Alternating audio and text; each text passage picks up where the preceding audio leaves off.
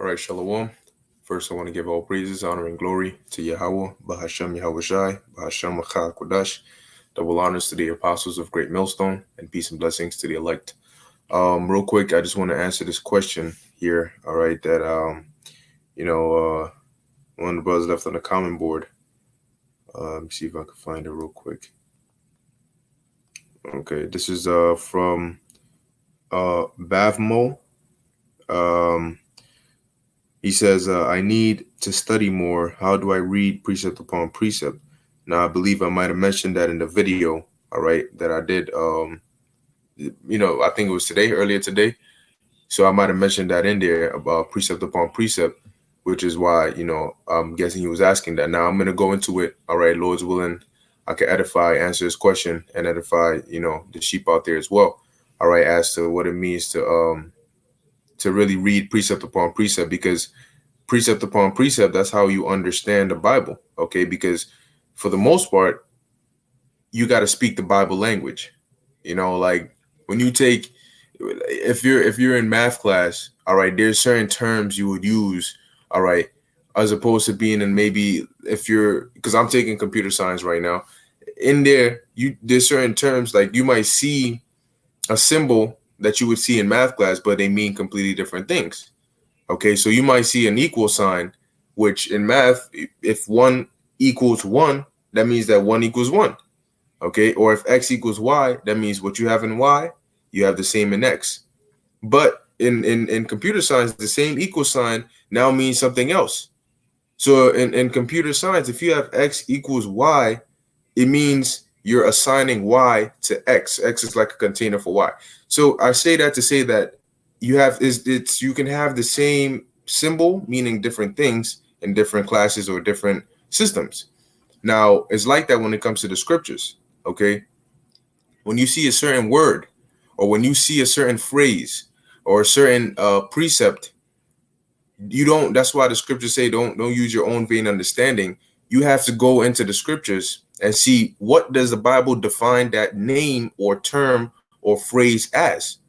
Okay, so if you see the word the wicked, all right, you don't just use your mind to say, okay, well, because I know, or what I think wickedness is, I'm gonna define, all right, or you plug that into the precept that talks about the wicked, and well, then that means that the wicked is talking about anybody that does something bad. No, you have to go into the Bible and find out what the Bible defines the wicked as. Who are the wicked according to the scriptures?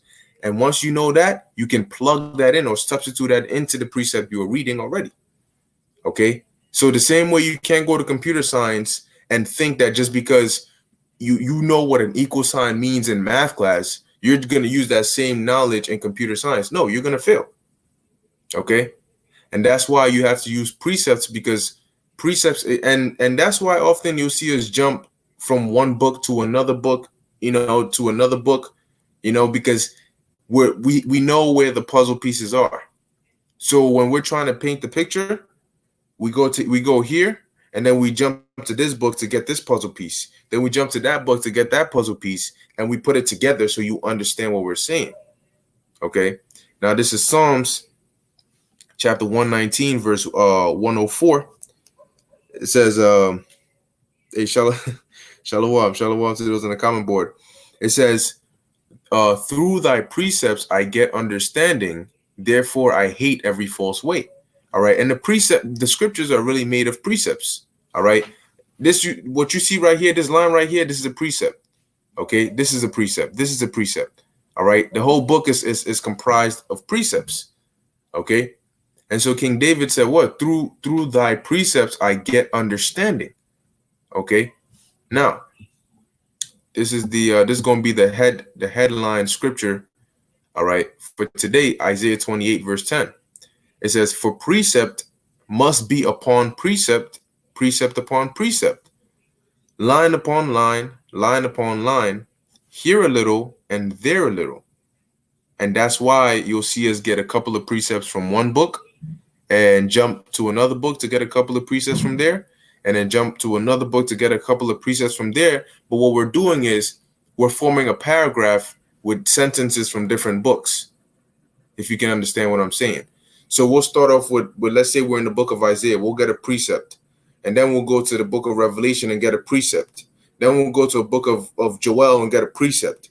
And what we're doing is we're building that explanation or the answer by getting you precept upon precept, okay, line upon line, a little from Revelation, a little from Joel, a little from Isaiah, and we're putting it together so you can understand it. Because that's how the Bible is written. The Lord deliberately had certain prophets see certain things, write down certain things, so that in the end days, here we are at the end, we can look at the whole picture and say, okay, the materials I need to answer this question are in the Old Testament in this book. The materials I need in addition to that are in this book, are in that book, and then we can put it together and understand the whole thing. So now with that being said, what I'm going to do is I'm going to give you a couple of examples, okay, of what I mean. A couple of examples of how to use precept upon precept to understand the scriptures, okay? So in essence, I'm going to be using the Bible to explain itself, all right, or to explain certain questions, all right? So I just noted down a few examples here that I'm just going to go by. Okay, first we'll start with okay, let's start with this question here. First, let me find the precept, 2 Peter chapter 3, verse 8 or so. All right. So now let's say the question is, okay, let's go to Genesis. Actually, let me just type it in. On the seventh day. All right. So now I'm going to show you an example of what I mean by this once this loads. Okay. So we're going to go to Genesis chapter 2, verse, we could start at verse 1. Okay, so it says here, thus the heavens and the earth were finished, and all the host of them. This is talking about creation. And on the seventh day, God ended his work which he had made, and he rested on the seventh day from all his work which he had made. All right. It says, and God blessed the seventh day and sanctified it, because that in it he had rested from all his work which God created and made. Now the question is, okay, so if somebody was to ask you how long did it take for the world to be created, you'll say 7 days, right? Because it says here on the seventh day God ended his work. All right, because it took him 7 days, right? Really, we know that the word God, all right, in the Hebrew is Elohim, which means it's plural. Because when you, which I'm not going to go into that lesson right now, but just to give you the quick answer of it, here is not talking about a he specific, because it's English, the pronoun is he, but really it should say they. All right, because according to the scriptures, another precept will explain that it was the Lord Yahushai, the Son of the Most High, and the angels who really created the earth and everything in it with the blueprints of the Most High. Okay, but like I said, I'm not going to go into that right now. But we're for the sake of answering the question, we're just going to go with how it's written. So the question is now, how long did it take God to create the world? And you'll say 7 days. But the actual answer is 7,000 years. Okay. Now, for somebody who's never read this precept that I'm about to read in 2 Peter 3 and 8, or they've read it, but they never thought of it the way I'm about to explain it to you, they might think, what are you talking about 7,000 years? You're adding to the scriptures. Aha, you're guilty.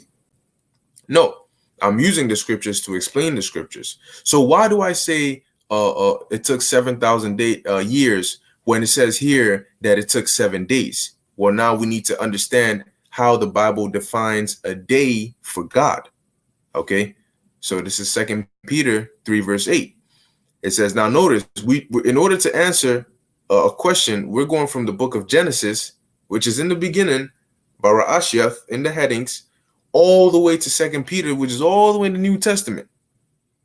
All right, just so we can answer that one question. You see, so we're getting a precept here, and we're going to jump to this book to get a precept here. All right, a little bit from Genesis, a little bit from 2 Peter to explain or answer the question. So 2 Peter 3 verse 8, it says, but beloved, be not ignorant of this one thing, that one day, keyword, one day with I'll read it again. That one day is with the Lord as 1,000 years, and 1,000 years as one day. Slaki, give me 1 second. All right. One day is with the Lord as 1,000 years, and 1,000 years as one day. What does this mean? That means that one day to the Lord in our time is 1,000 years.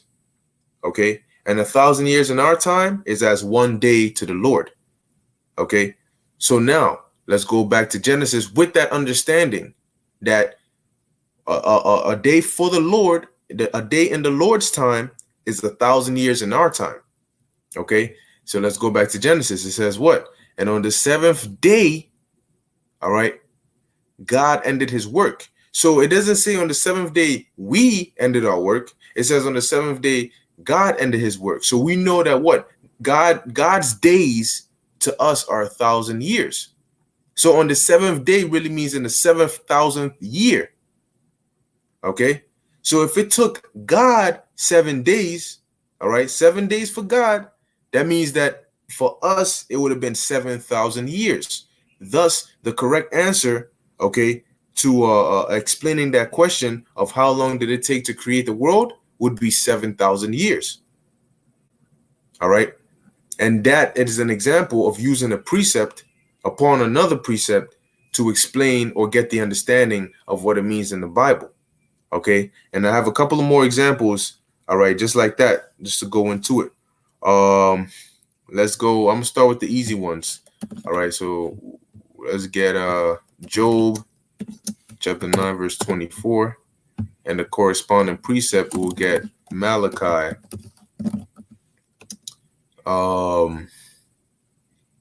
chapter 1, verse, I'll just click 1. Okay. So this is Job chapter 9, verse 24. It says, the earth, it's like, all right. It says, the earth is given into the hand of the wicked.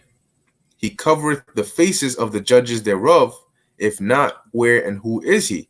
Now, actually, I can go to 2 precepts, all right, to back up or explain what the scripture is saying here. So just like when you write an essay, all right, you gotta get your supporting details, and then you gotta cite it. That's what we're doing here. We're getting our supporting details and we're citing it. All right. So a supporting detail to answer the question in Job 9 and 24 of who is that wicked that the earth has been given into their hand will be Malachi 1 and 1. This is my supporting evidence to explain who this wicked is. All right. So and the next evidence or the next precept would be Genesis 27. All right. And 38. Now back to Job 9 and 24. Once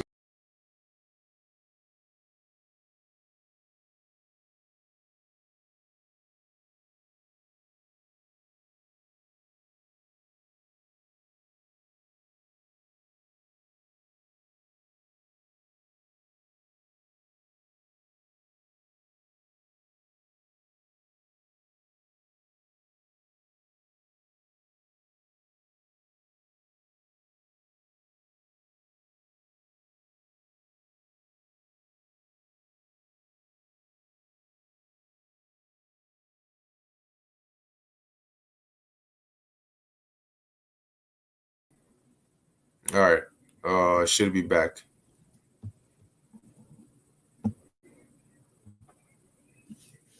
Okay. So Lord's willing, it continues working now and it doesn't, keep shutting off, so on and so forth. All right, I'm just waiting to see if it pops up here. All right. Okay. Should be back. All right, we're good. I'm gonna try to go through it real quick. So for the sake of this thing acting up before it does it again, this is gonna be the last example that I'm gonna get. All right. Showing precept upon precept. So this is Job 9 and 24. So now we're trying to understand who is the wicked. All right. Well, the wicked is Esau. Okay. Who and Esau today, all right, is known as It's known as the so-called white man, all right, or the Caucasian race, which we can prove that, which by using precept upon precept again. Which if you go on my page and you scroll through, all right, I did a video a while back, a couple of weeks ago, explaining how we can use the Bible to trace or to identify the so-called white man today as Esau in the Bible. Okay, so you can watch that and then it will explain it using precepts. All right. So the wicked is Esau. Well, how do we know that? Malachi. Let's jump to it.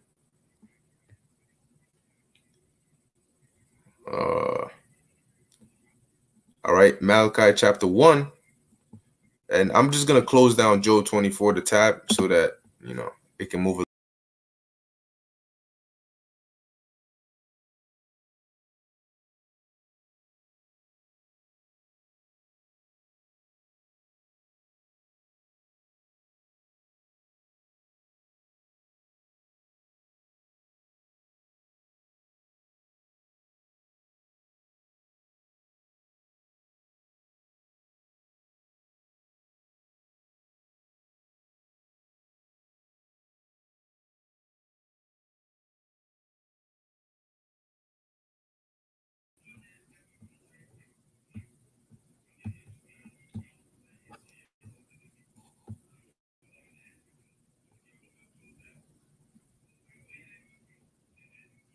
Yeah, that's just Satan.